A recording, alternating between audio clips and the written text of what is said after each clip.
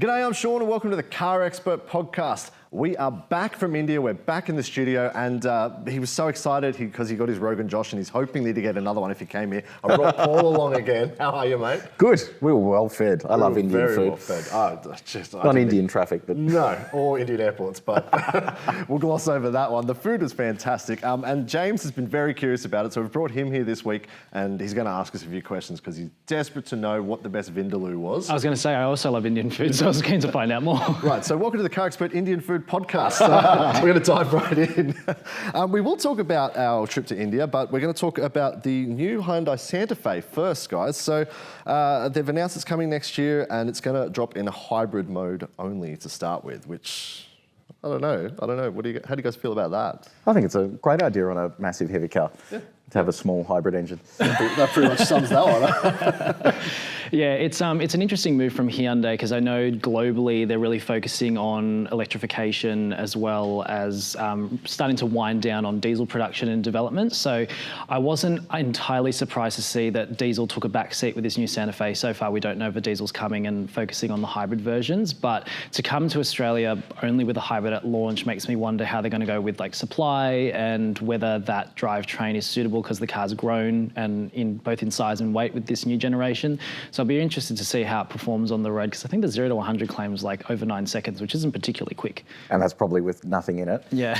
So it's a 1.6 litre 4-cylinder engine, 173 kilowatts of power. That's the combined power with the hybrid output. Yeah, so apparently. I mean, you load that up with passengers, heaven forbid towing, and I just think it is going to be massively underdone. I haven't driven it yet, obviously, but we have driven the Sorento hybrid, and that, especially in plug-in hybrid trim, was struggling. You just constantly had to be up it.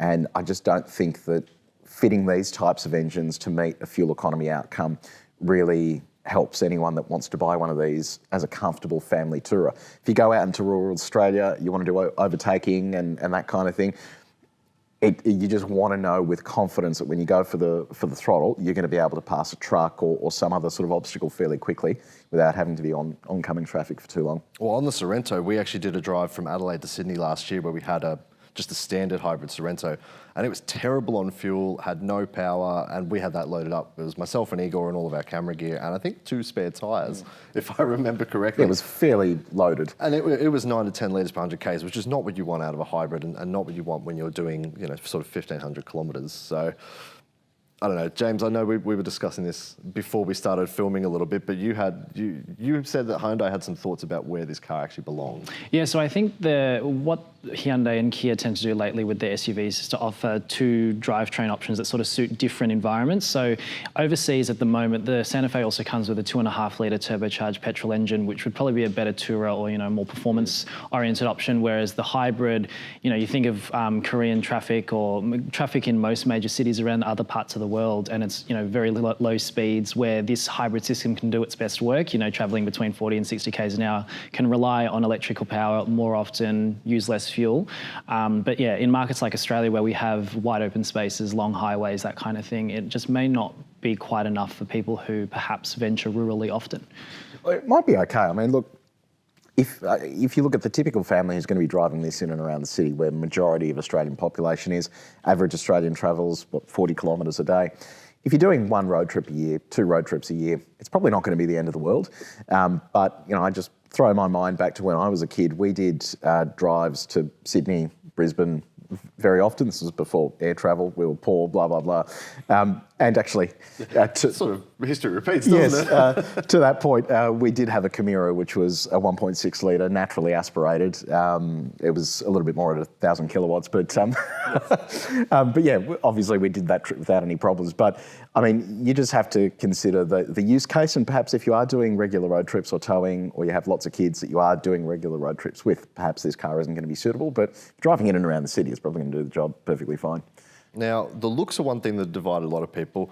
I think it looks like an EV9, but the pictures they sent us, and if you're watching this on YouTube, you'll see it now. It's like an EV9? It's got very similar, it's just a big box on wheels, basically. It's got Who invited this guy? Very similar design. It's just a big square box with a bonnet coming out. Nothing alike. They look a lot alike. If you maybe don't look at all the other details, perhaps it looks a little bit the same. But they're just a big square box. They used to be all like round and curvy, the Hyundais, and now it's just they put a brick and then put a bonnet out the front of it, and there you go. That's their. All right, moving on. Look, I don't like the way the rear looks. I think the rear's a bit. Eh. Front looks fine to me. The side and all that sort of stuff is okay. The interior looks good.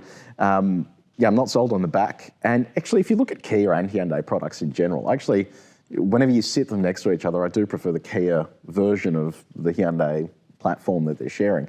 I just think that they are probably just a little less adventurous on style, and you end up with a stylish looking product.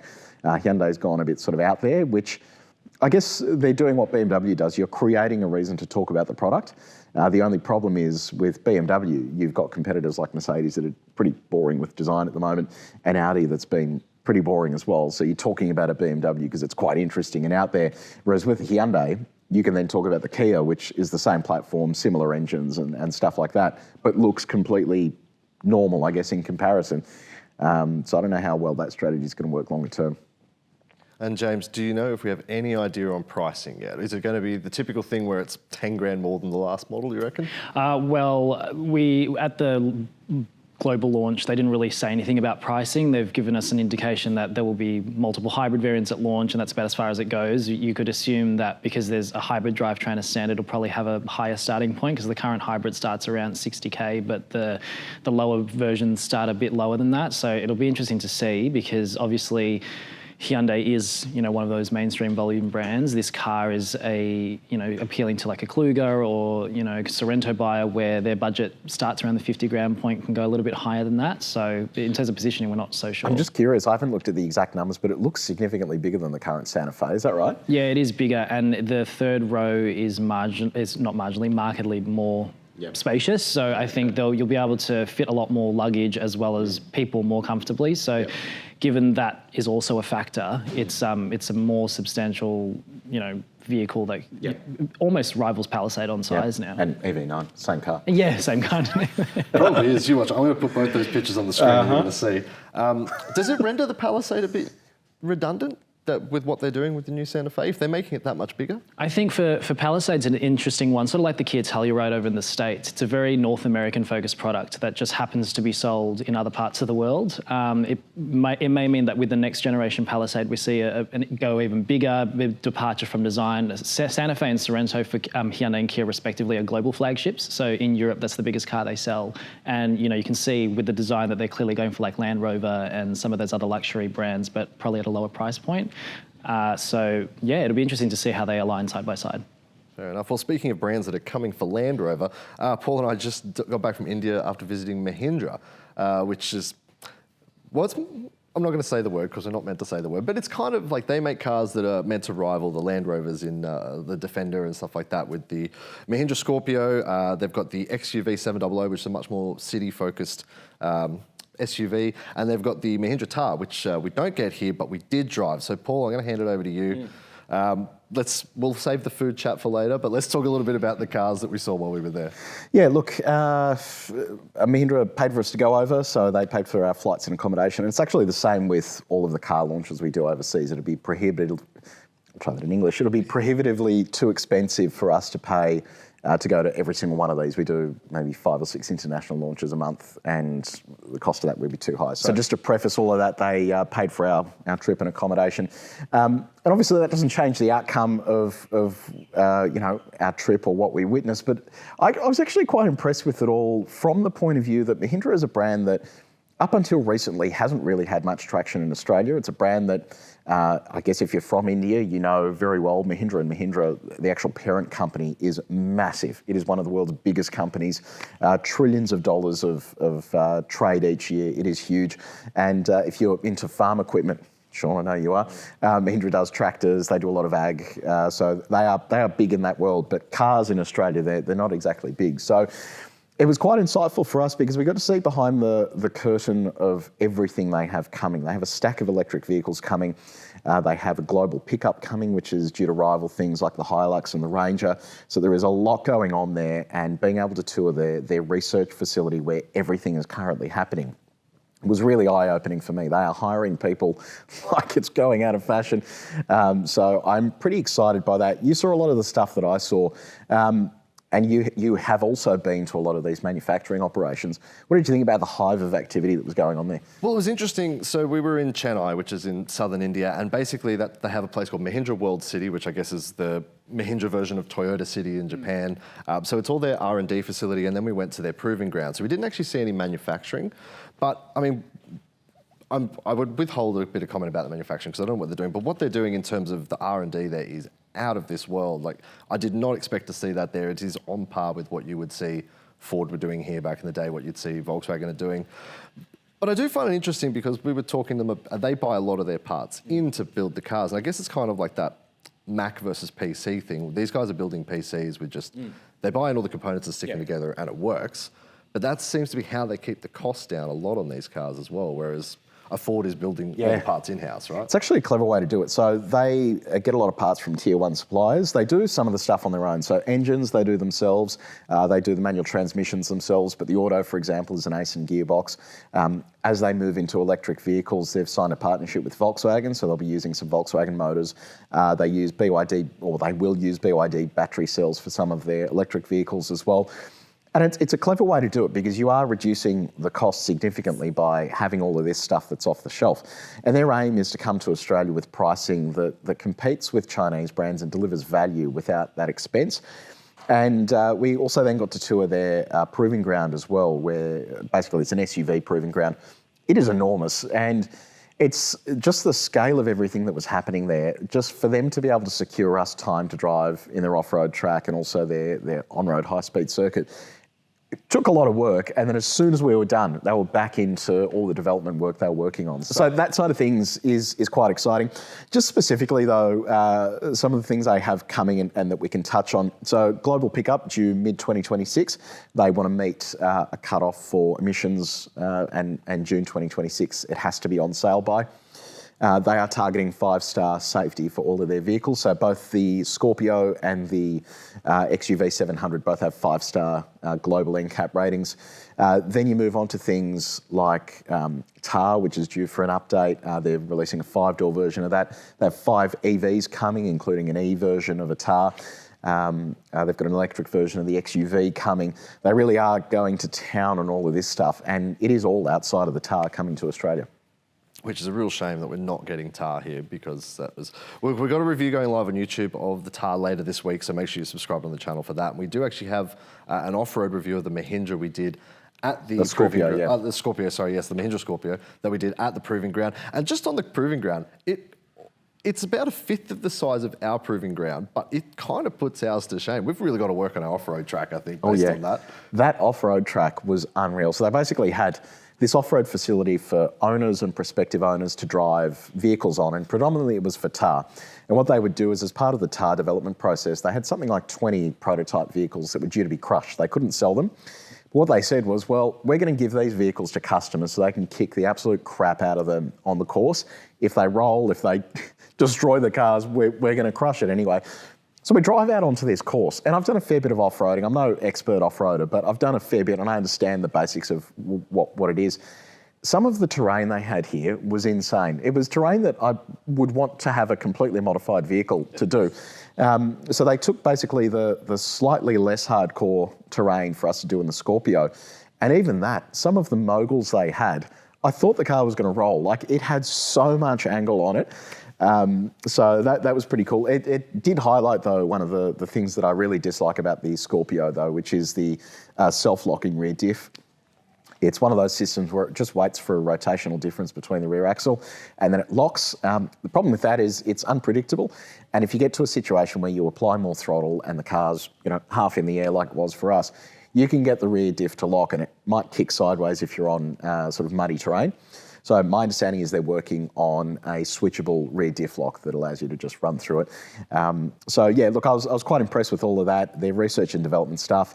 They're very bullish on export markets like Australia and South Africa, both right-hand drive markets. So I think over the next sort of 5 to 10 years that they want to be a household name in Australia, this is what they're saying. I think we're going to see a whole lot more Mahindras on the road here. And I do want to give a little bit of credit to them because us and South Africa, they said, are their two biggest export markets they're looking at. And the testing, they do a lot of testing in Australia and a lot of testing in New Zealand. So, you know, you don't see that with a lot of these Chinese brands that are bringing out cars here. So I think their commitment to Australia is really high, and that's probably why the ride on those cars is quite good here. So James, you've driven the vehicles here in Australia. So what are your thoughts on it from an Australian perspective, I guess? I think Mahindra is a really interesting company because obviously the Chinese brands have gotten a lot of thunder lately for, you know, proliferating in the market, bring a lot of products. But I think Mahindra has a bit of a niche where it goes for that more rugged, you know, adventurous lifestyle sort of customer that perhaps the Chinese brands, other than maybe GWM with a tank, haven't really touched into.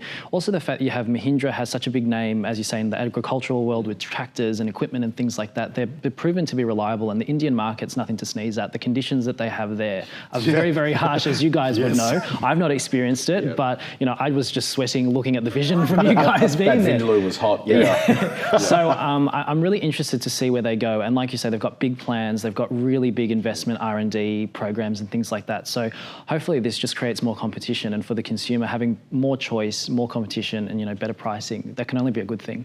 Yeah, I mean, some of the stuff that we saw in terms of the way they treat their vehicles, they are tools of trade, and they will load a vehicle up with a lot of people, and this vehicle will be used day in, day out for hard work. You get conditions from like Chennai, where we were, where it was hot and humid, and we're on this off-road course where it's just ridiculously hot outside, to conditions where it's freezing, mountainous. They just need to be dependable and reliable. And I think that with the Chinese brands, I'm sure they are dependable and reliable as well, but these guys have been doing this for a long time, and their core focus has always, ahead of you know, style and tech and all that sort of stuff, their core focus has always been dependability and reliability. And that was actually another thing as well. We got to tour some of their tech facilities and some of the systems they have coming for infotainment. It is pretty out there. So yeah, I'm excited to see how it all goes for them. It was a really sort of valuable trip for me to get insight into that. We've got a couple of videos coming out as well. And let us know if you're watching this. Do you want to see the TAR come to Australia? Because I know a lot of people keep going, let's bring the TAR, because it starts at 20 grand over there. That's a direct conversion to Aussie dollars. Yeah. So I mean, what would an Australian cost be? Well, like? they also have a 28% GST on cars. Right. So it could be under 30 grand if it came here, Yeah. like realistically. Yeah. So there you go. Why would you not want to bleep that it's under 30 grand?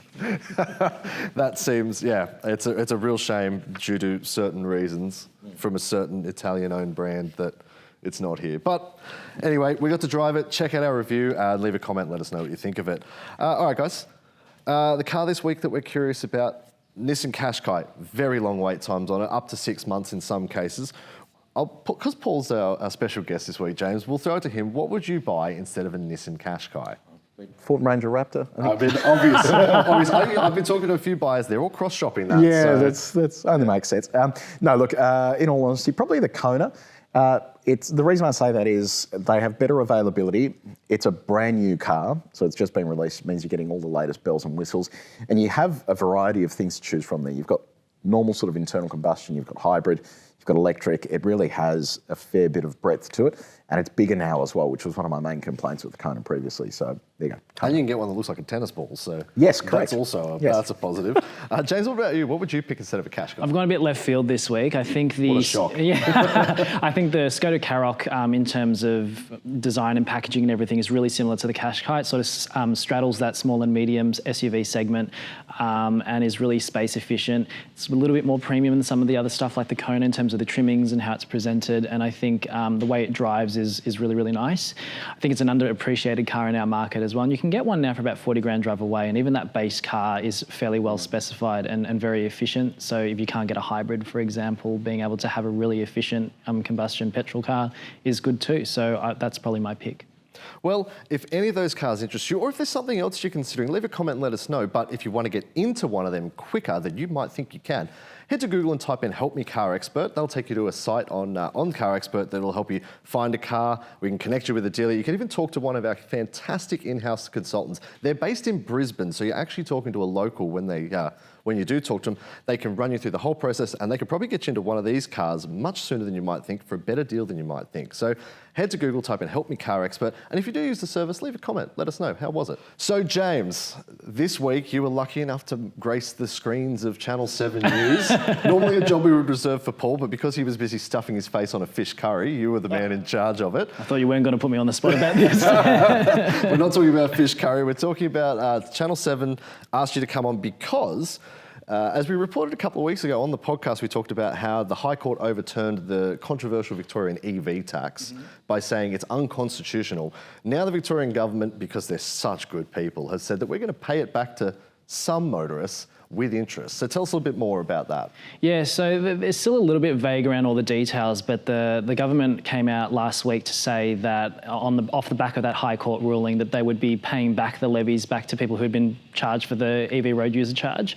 And even though they were saying they were being particularly generous by offering people interest for the fact that they've been holding these funds for certain amounts of time, but there's 2 years worth of road charges that they've been charging some people, not everybody, and they've collected about $7 to $10 million worth in that time. So it could take a few months for people to get this money back, but they're at least committing to paying people back. And you are an EV owner. Have you been paying this charge? Did you pay it in the first place? Yes. Only the Victorian government would think they've been particularly generous at anything in the past 3 years or 4 years. Oh, to be fair, Optus did too. So if you're an EV owner and you're an Optus, you're going to get 200 gig of free data and your money back. Extra Christmas presents. There's that.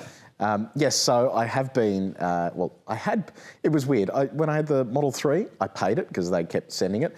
You had to send them, this is how antiquated the government is, a photo of your odometer, and it's a digital odometer. So I'm like, could easily Photoshop that, but didn't, obviously, allegedly. And sent them all that, paid my thing. It was like $300 or something for the year.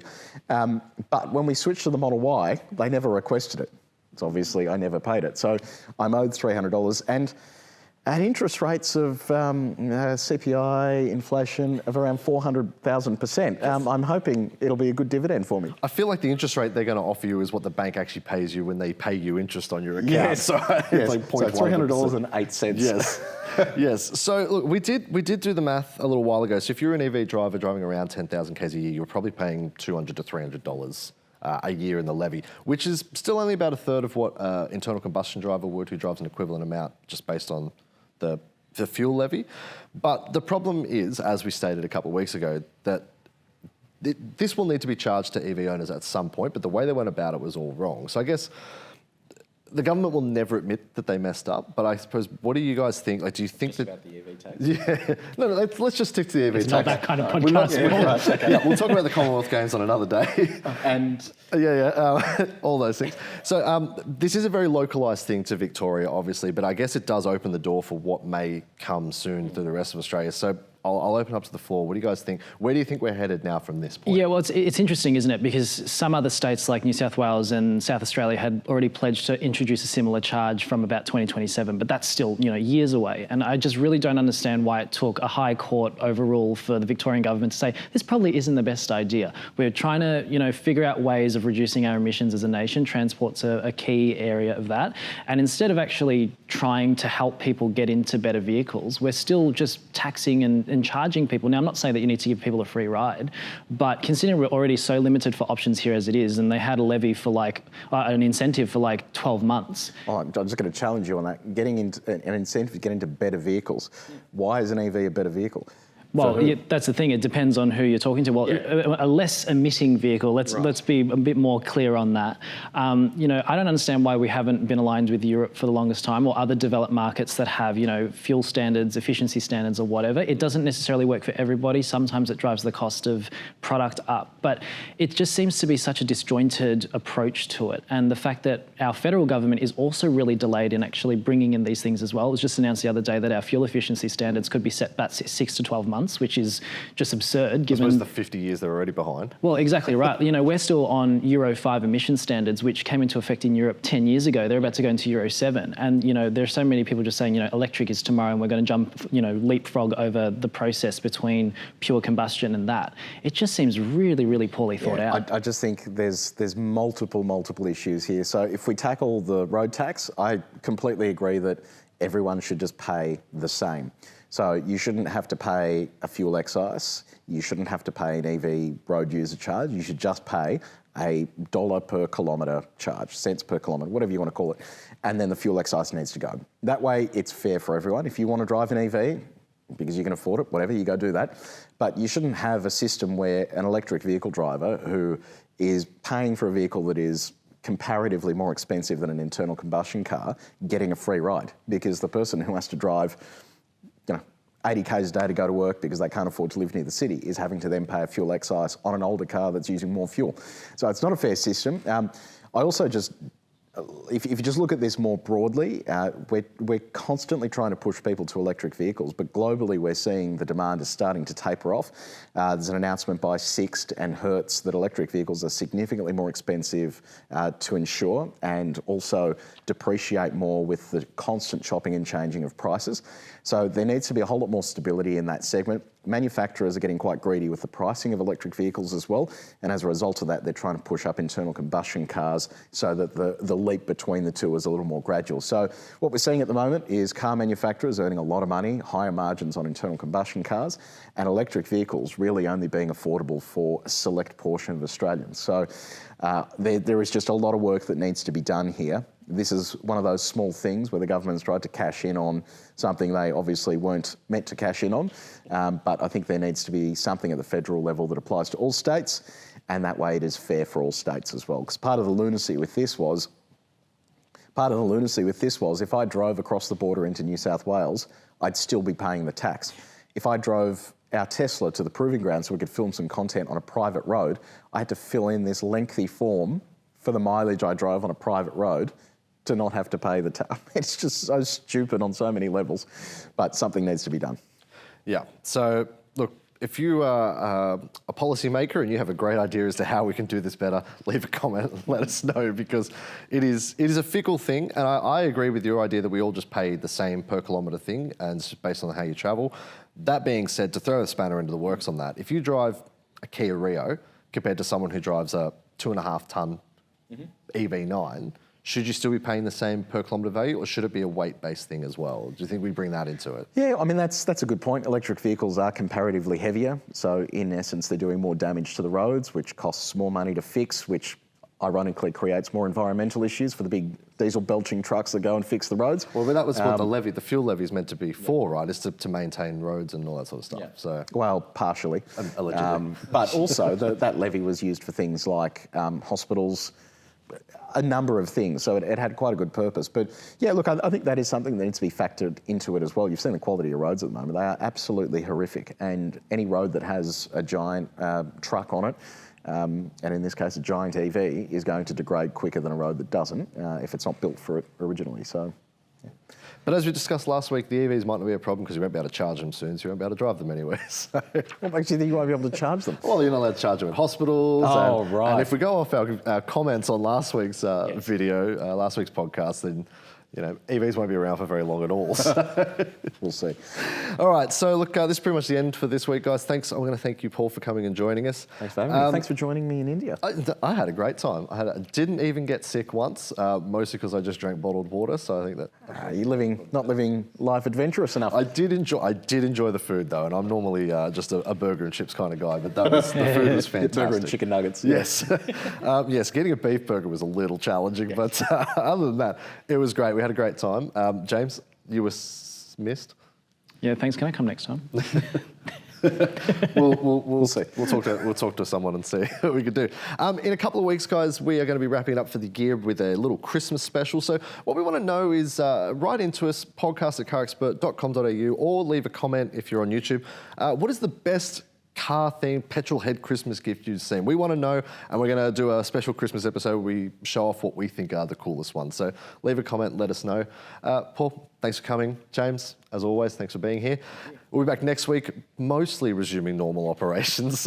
Paul will morph back into Scott and yeah. Sorry about that. Yes, fortunately or unfortunately, depending on which side of the fence you sit on. But thank you everyone for joining us this week, and we'll see you.